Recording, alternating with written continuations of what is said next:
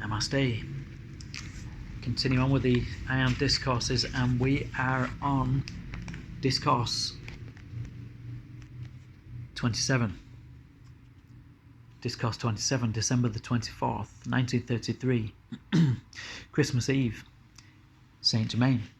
Invocation. Thou mighty majestic Christ power, now grown to full stature, we salute thee by the sign of the heart and the head, accepting the fullness of thy mighty power made manifest in the hearts of the students and the people of America, and the people of the world, I'm going to add. We accept the fullness of the light and its illuminating presence within the heart of man, mind of each one, surging forward with such intensity that it carries the courage and strength for everyone to make the needed conscious effort, which will enable the mighty I Am presence to raise the atomic structure into its full ascension. Now I will step aside and let our beloved brother speak his heart. Jesus' Discourse. I bring you love and salutations from many of the ascended host, some of whom you know and others whom you are yet to know. I am the light, the way, and the truth is the Christmas bell that is still ringing throughout the field of cosmic activity, in the understanding that has been brought to you in the meaning and power of the words I am. You will find a charmed circle in which you may move untouched by human discordant operation. It is not only a matter of knowing the presence, but in practicing the presence in even the simplest activity. For as you attempt an unfamiliar experience, you many times feel timid and uncertain. But as you learn to use the I am in the solving of your desire or problems, you will find growing a confidence that you can apply with a definite assurance. The students should always understand that it is in the great silence or stillness of the outer that the inner power flows in its ever-increasing accomplishment. And as soon they will come to know that even as they think of their mighty source, the I am, they will feel an increase of strength, vitality, and wisdom, which will enable them to go forward with a feeling of mastery that will surely one day open wide the door through the limitations of their human creation into the vastness of their true freedom. We so often, in the heart of craving for proof, some remarkable manifestation which will strengthen them on the way.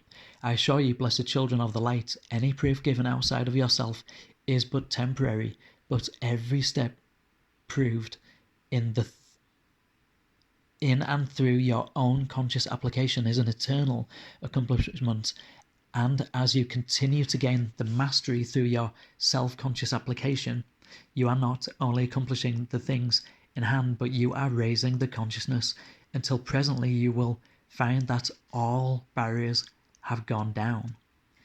It is in this manner that the door of human limitation is forever nailed back, and as my outer form was nailed to the cross, so do you, by your ascending consciousness, nail back the door of self-created limitations and feel and know your dominion.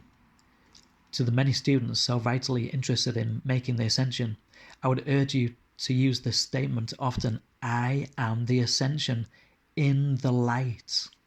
This will enable your consciousness to more quickly rise out of the mire of human creation.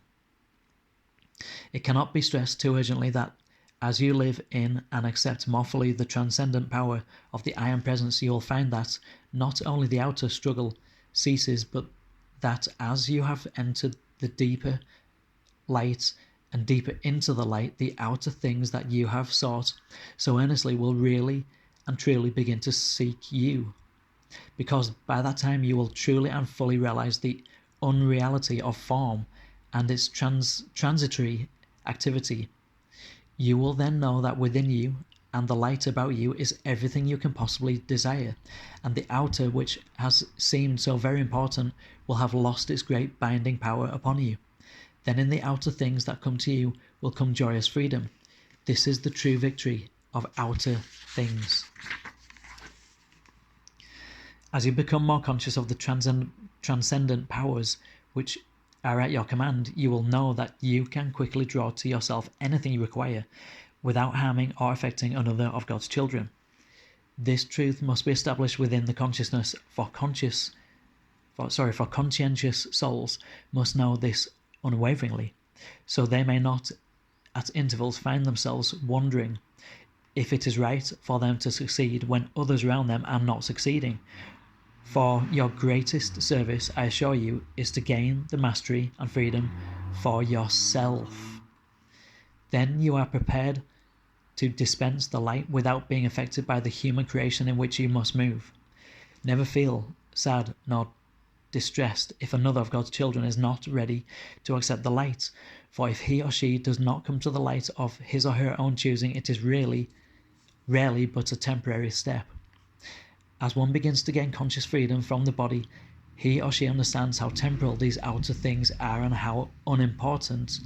But when one enters into the universal consciousness or the great cosmic activity, one finds to enter into the light is of all importance.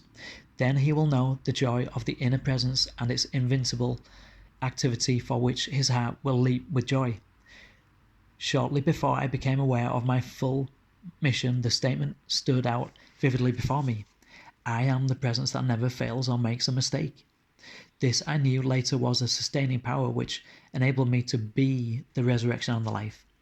It is unfortunate indeed that some of the scriptural statements have been clouded by human concepts, yet I am thankful indeed that many have remained unaltered. Another statement I used constantly for more than 3 years was, I am always the majestic power of pure love that transcends every human concept and that opens the door to me, the light within its heart. I knew later this greatly intensified my true inner vision. In response to the earnest desire within the hearts of many, I wish to say that during the years in which the scriptures seem to have been unaware of my activity, I was going from place to place in search of the explanation of the light and presence which I felt within myself. And I assure you, beloved students, not with the ease and speed with which you are able to seek today. Those of that day in my association were joyous to receive the knowledge of those unchronicled experiences, but owing to the unusual nature of them, it was thought unwise to place them before the multitude. So it has been through the ages when the period of transcendent experiences has begun to fade into the yesterdays, and those who followed were not sufficiently advanced to realize this truth. They have shut out from humanity's glories, beautiful and wonderful. However, at this time there has come to the assistance of humanity the cosmic Christ power, which became so real to me. This is Christ consciousness, by the way. 5D, what people call 5D consciousness. This, through its natural impulse for expression, is steadily and surely finding its way into the hearts and minds of a large percent of mankind. To the extent that great hope is present that this activity will enable the veil of human creation to be lifted, so great numbers of humanity will see signs and wonders and feel them within their own hearts. Then they can be turned aside from the truth by human doubts and fears. I spent some time in Arabia, Persia and Tibet, and closed my pilgrimage in India, where I met the beloved Master who had then made the ascension, although I did not know it at the time. This is what I channeled, this is what we channeled through my higher self in earlier teachings. A few weeks ago, many weeks ago anyway. It was probably a couple of months ago that I posted that video on my WhatsApp group. I don't think I posted that video on here. I'll see if I can find it and I'll post it on if I find it, if I've still got it. You see, Jesus didn't, the 30 missing years of Jesus. There was 30 missing years of Jesus, okay? The Bible misses out conveniently. And Christians assume that Jesus stayed as a carpenter in where he was born. But why? That makes no sense. If you're an ascended master here to enlighten the world, first of all, you need to remember your mission. To do this, he spent time in Arabia, Persia, Tibet. I was also shown India, Iran, Afghanistan, Africa. I was shown loads of places. But yeah, these are just some of the places where he was at. He did this, it's called the Silk Route, and Yeshua, HaMashiach, Jesus' real name, wandered down the Silk Route. He left home at a very early age and went traveling and learned everything there was to learn, and also taught the people who he was learning from, right? Because he's an ascended master, right? He's a wanderer of the fifth density. Okay, so to continue. Through the power of his radiation, revelation after revelation came to me, through which I was given expression or statements that enabled me to hold steady the outer activity of my mind until it no longer had power to disturb or retard me. It was then the full glory of my mission was revealed, and the eternal cosmic record it was to make, which was to be established at that time for the blessing and enlightenment of humanity that was to follow. You might be interested to know that this became an active cosmic record, in the Akashic records, which is quite different from any other record made, in that it contains within it, and does today, the forward urge or impulse for which the human mind was and is a magnet. So we are electromagnetic beings. Our thoughts are electric and our feelings are magnetic. When we combine the two, we have the electromagnetic force of the electronic circle or belt that these ascended masters teach about. Okay? To continue, this accounts for the expressions and statements I gave forth, becoming more and more vivid through the centuries, and with the forward impulse of that activity assisted by other powerful rays of radiation focused upon the earth, and it will enable a great number of humanity to become so anchored in the truth and its conscious application that a transcendent accomplishment will be achieved. There is no one single step so vitally important as getting before mankind the knowledge of the I Am, their source of life, and its transcendent power, which can be brought into the conscious use of the individual. Within 3 years, it will be amazing how this simple and yet all-powerful truth will have spread among humanity, for all who will think upon it, practice its presence, and consciously direct its energy through the power of divine love, will find a new world of peace, love, health, and prosperity open to them. Those who understand applying the knowledge of the I Am need never be beset by inharmony or disturbance in their homes, worlds, or activities, for it is only a lack of acknowledgement and acceptance of the full power of this mighty presence that individuals allow human concepts and creations to disturb them. The student should constantly look within his or her human self and see what habits or creations are there that need to be plucked out and disposed of, for only by refusing to any longer allow habits of judging, condemning, and criticizing to exist can he or she be free.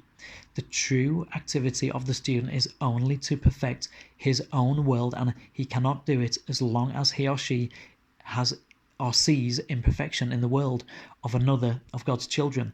If you see wrong in anybody else, then you see wrong in yourself. Judge not, lest ye be judged. You may have been given marvelous statements to harmoniously govern your life and world. Apply them with determination and you will succeed. Another correction many of you wish me to make is this: I did not say on the cross, Father, why hast thou forsaken me? But I did say, Father, how thou hast glorified me. And I did receive into the glories with me the brother who was on my right side on the cross. Interesting. There are a number of these beloved students whom I knew personally at the time of the crucifixion, and in giving the message forth to them, I feel like talking to all friends, for in that great ascended presence, centuries are but an incident, and only as we come into contact with human events is there a cognizance of time. Beloved students who are so earnestly seeking the light, try to feel yourselves held in my loving embrace. Try to feel yourselves clothed in that light, dazzling as the noonday sun. So anchor within your consciousness the feeling of your ability to make the ascension that each day brings you closer and closer to the fullness of its realization. Cut loose all things of earth that bind you. Know that in love, wisdom, and power, which you accept from your mighty I Am presence, is the power that does this transcendent service. Always remind yourselves that God in you is your certain victory. The I Am presence which beats your heart is the light of God that never fails, and that your power by acceptance of this presence to loose its energy and direct is limitless. Namaste.